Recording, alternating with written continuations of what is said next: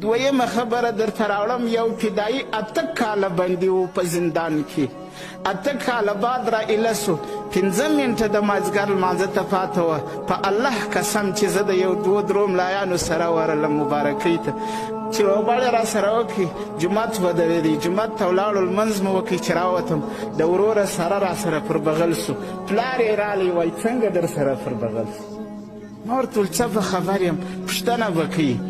ما ته وایي ما چې واده وکړي زما د واده 4-5 میاشتې کېدې نو چې په کومه شپه کلم موټر بم ته نو هغه بیبي ته مې په خونه کې ویل چې ته نوره پر ما طلاق دا د الله تعالی پر ذات باندې د الله پر دین باندې چې بیبي ته طلاق ورکوي دا پوهان دي ګورې دا به د اشرګاه میدان ته راځي هغه خپله بیبي پرېږدي ظالمه ته د بل بیبي ته چشمکان وهې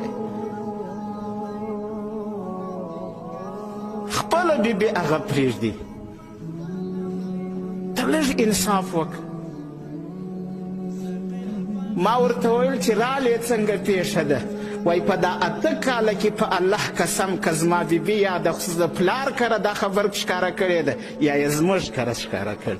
دا پتمنې بیبیانې دي ګوري دا خپل د طلاق خبره نسي ښکاره کولی 8 کاله هغه سړی بندي ناست و 8 کاله بعد چې را ایله سو ما ورته ویل الله نوی ژوند درکوي ستا په طلاق ورکولو په عده تېرېدو ستا طلاق نکاح ختمه سوه نوی نکاح وکړه واده وکړه ژوند نوی الله درکوي د دغې بیبي سره نوی واده وکړه هېڅ پروا نه دا د امت غاویران دي دا د امت سرداران دي دا د امت غمخواره دي یاد ساتئ الله